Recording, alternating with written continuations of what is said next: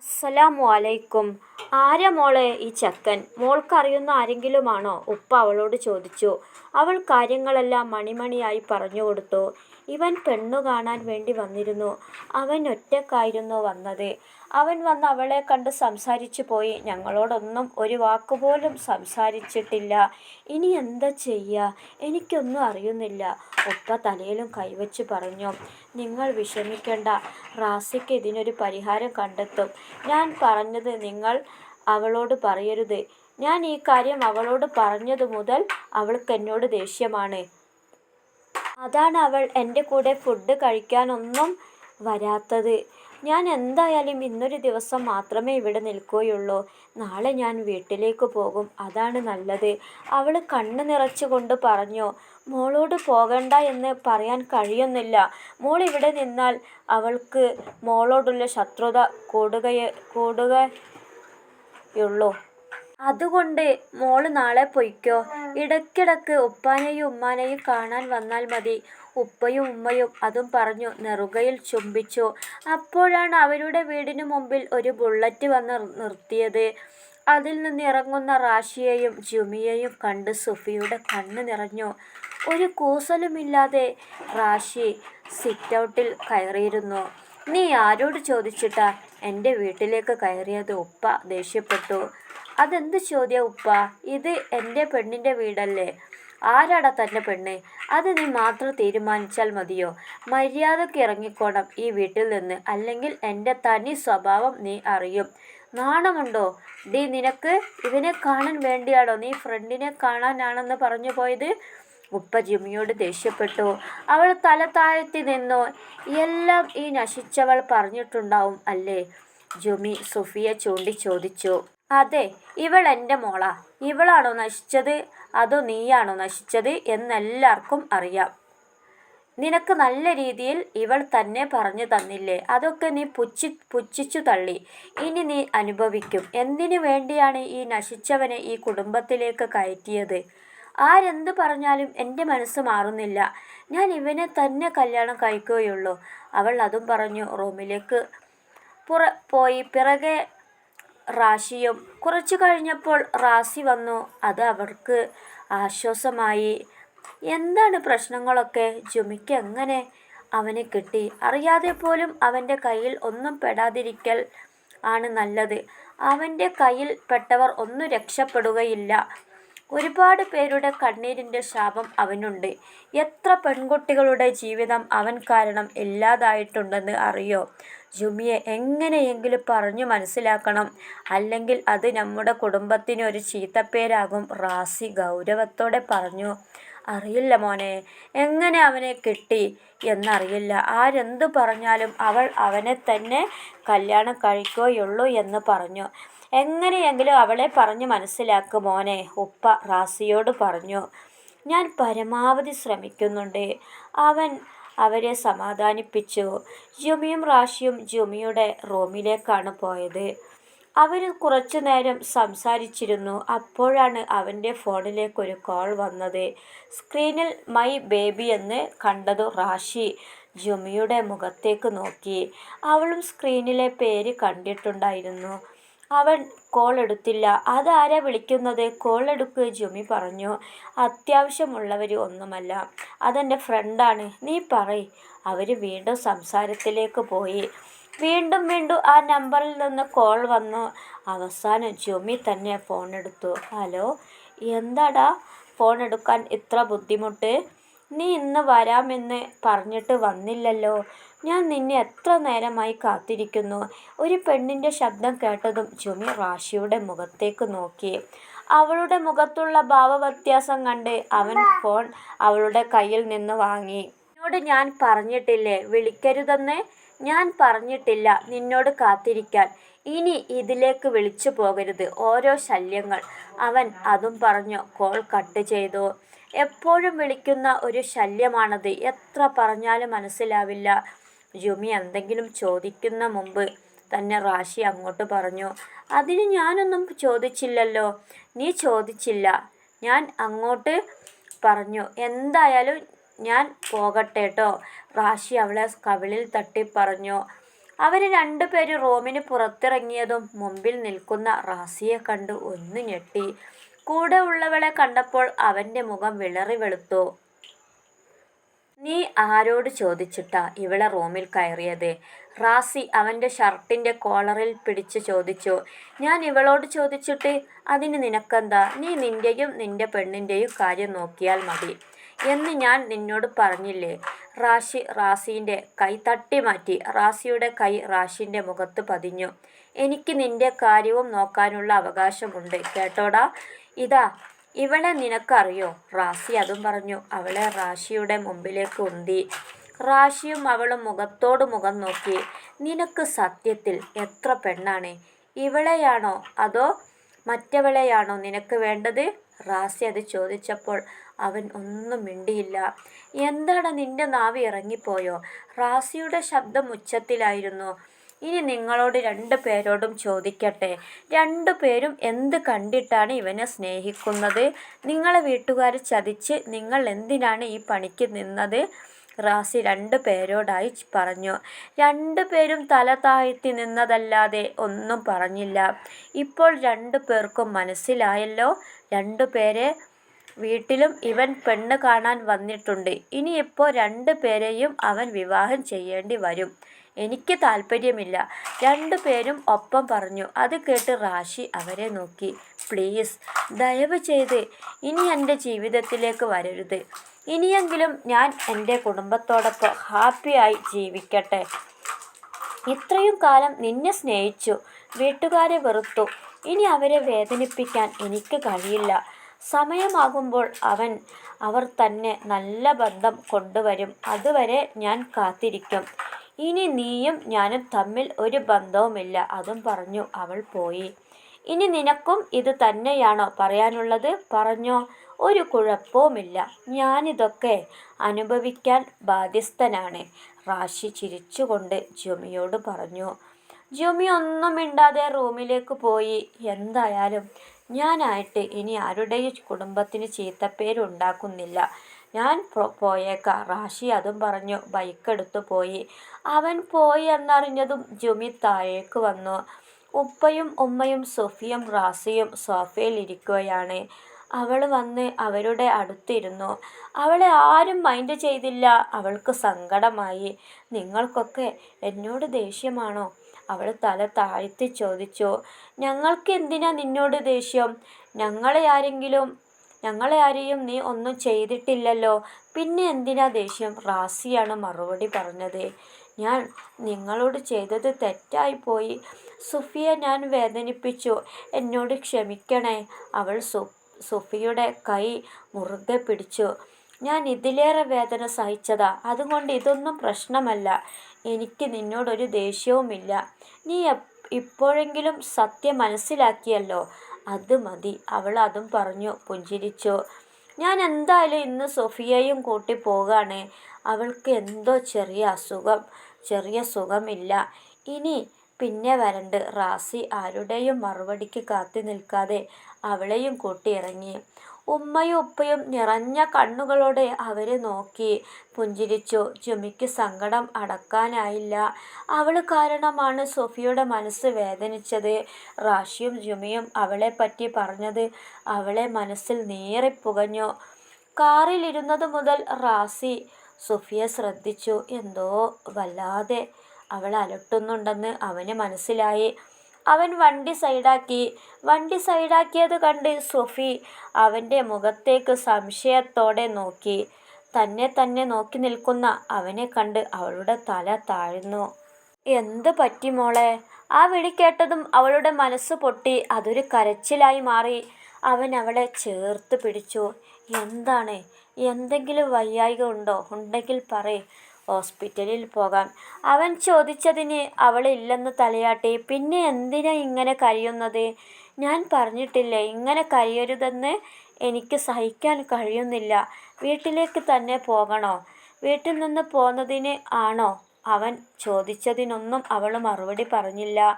ഇക്ക, അവളുടെ പതിഞ്ഞ സ്വരം കേട്ട് അവളെ മുഖത്തേക്ക് നോക്കി. എന്താണ് പറയ്? അവളെ തലയിൽ തലോടിക്കൊണ്ട് ചോദിച്ചു. നിങ്ങളെന്നെ ഒറ്റക്കാക്കി എവിടേക്കും പോകരുത് ട്ടോ. എനിക്ക് നിങ്ങളെ കൂടെ നിന്നാൽ മതി. വേറെ എവിടേക്കും പോകണ്ട. അവൾ അവനെ മുറുകെ പിടിച്ചു. അയ്യയ്യേ, ഇതിനാണോ കരയുന്നത്? ഞാൻ നിന്നെ ഒറ്റക്കാക്കി എവിടെ പോകാനാ? കരയണ്ട ട്ടോ. അവൻ അവളെ നെറ്റിയിൽ ചുംബിച്ചു. റാഷി, അവൾ അതും പറഞ്ഞു നിർത്തി. നിനക്ക് റാഷിയെ പേടിയാണല്ലേ? അപ്പോൾ അതാണ് കാര്യം. അവനൊന്നും ചെയ്യില്ല. അതിനുള്ള വഴി ഞാൻ കണ്ടിട്ടുണ്ട്. അവന് കുറച്ചു കാലം വിദേശത്ത് കഴിയട്ടെ. അതൊക്കെ ഞാൻ ഏർപ്പാടാക്കിയിട്ടുണ്ട്. ഇപ്പോൾ സന്തോഷമായില്ലേ? ഇനി എൻ്റെ പെണ്ണ് ചിരിച്ചേ. അവൻ പറഞ്ഞത് കേട്ട് അവളൊന്ന് ചിരിച്ചു. അങ്ങനെ അവർ വീട്ടിലേക്കെത്തി. സിറ്റൗട്ടിൽ ആരോ ഇരിക്കുന്നുണ്ട്. ഒറ്റ നോട്ടത്തിൽ അത് റാഷിയാണെന്ന് മനസ്സിലായി. വീടിൻ്റെ സിറ്റൗട്ടിലേക്ക് കയറിയ സൊഫിയെ റാഷി ഒരു നോട്ടം നോക്കി. അവൾ തല താഴ്ത്തി. എന്താടാ? റാസി അവനെ നോക്കി. ഒന്നുമില്ല, എൻ്റെ ജീവിതം കുളം തോണ്ടിയിട്ട് ഇവിടെ സുഖമായിട്ട് ജീവിക്കാമെന്ന് ആരും കരുതേണ്ട. ഞാൻ അനുഭവിച്ചതിൻ്റെ ഇരട്ടി ഞാൻ അനുഭവിപ്പിക്കും, ഓർത്തോ. ഉള്ളിലേക്ക് പോയ സൊഫിയെ നോക്കിയാണ് അവൻ പറഞ്ഞത്. നീ ഒരു ചുക്കും ചെയ്യില്ല. റാസി അതും പറഞ്ഞു പോയി. സൊഫി വരുന്നത് കണ്ടതും ഒപ്പ അത്ഭുതപ്പെട്ട് നോക്കി. മോള് വന്നോ? ഇവൻ പറഞ്ഞു നീ കുറച്ചു ദിവസം കഴിഞ്ഞിട്ടേ വരുള്ളൂ എന്ന്. എന്തായാലും നീ വന്നല്ലോ. ഉപ്പാക്ക് സന്തോഷമായി. ഉപ്പ അവളെ ചേർത്ത് പിടിച്ചു. അങ്ങനെ സമയം രാത്രി 10 മണിയായി. റാസിയും സൊഫിയും ഫ്രഷായി കിടക്കാനൊരുങ്ങി.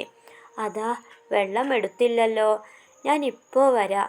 അവൾ വെള്ളമെടുക്കാൻ പോകാൻ വേണ്ടി നിന്നപ്പോൾ റാസി തടഞ്ഞു.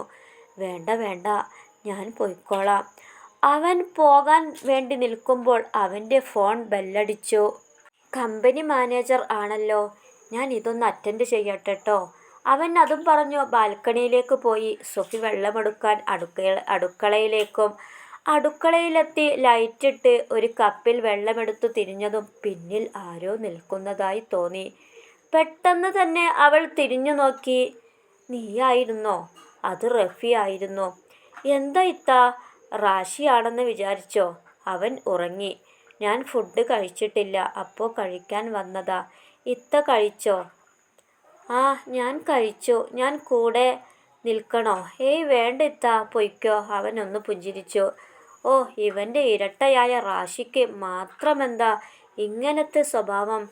അവൾ അവനെ പ്രാഗിക്കൊണ്ട് കോണിപ്പടി കയറി. പെട്ടെന്ന് അവളെ റാഷി അവൻ്റെ റൂമിലേക്ക് വലിച്ചു കൊണ്ടുപോയി. അവളുടെ കയ്യിലുള്ള കപ്പിലെ വെള്ളം അവിടെ പോയി. എന്നെ വിടാനാ പറഞ്ഞത്. അവൾ കുതറി മാറാൻ നോക്കി. റാസിക്ക, പ്ലീസ് ഒന്ന് വേഗം വാ. റഫി ഉപ്പാ, അവൾ ആർത്ത് വിളിച്ചു. നീ ആരെ വിളിച്ചിട്ടും കാര്യമില്ല. ഇവിടുന്നൊരു ശബ്ദവും പുറത്തേക്ക് കേൾക്കില്ല. അവൻ ചിരിച്ചുകൊണ്ട് പറഞ്ഞു. നിനക്കെന്താ വേണ്ടത്? എനിക്ക് വേണ്ടതൊക്കെ തരുമോ? അവൻ അവളെ മുഖത്തേക്ക് അവൻ്റെ മുഖം അടുപ്പിച്ചു.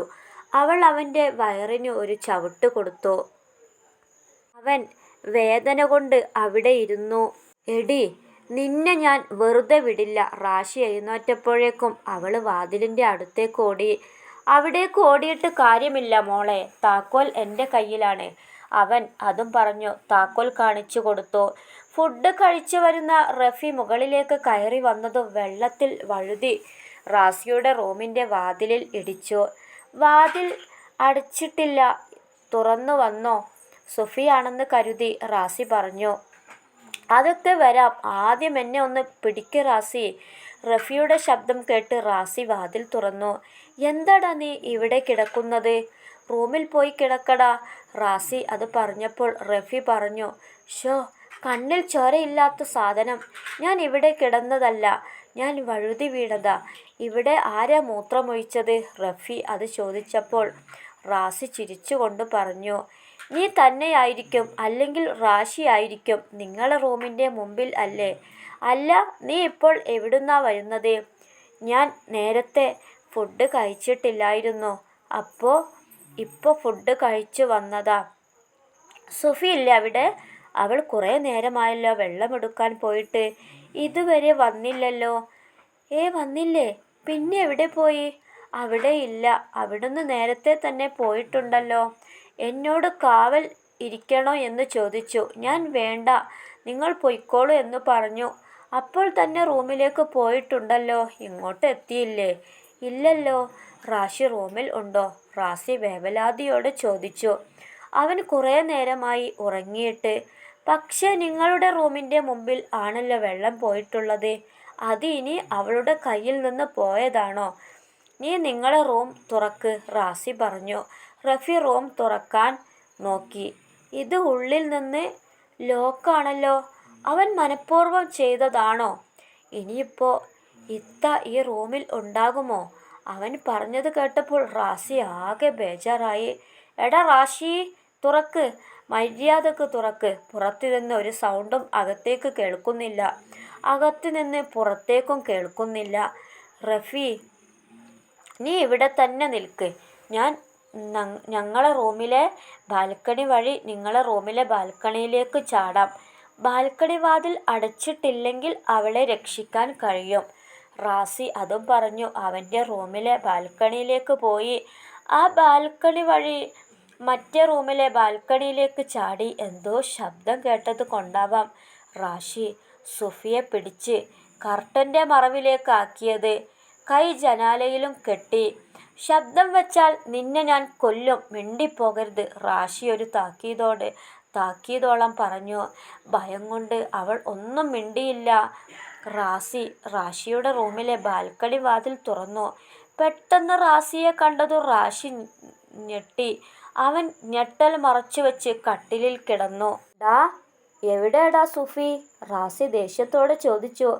അത് ശരി, നിന്റെ പെണ്ണിനെ എന്നോടാണ് ചോദിക്കുന്നത്? നിന്റെ പെണ്ണിനെ നോക്കേണ്ടത് നിന്റെ കടമയല്ലേ?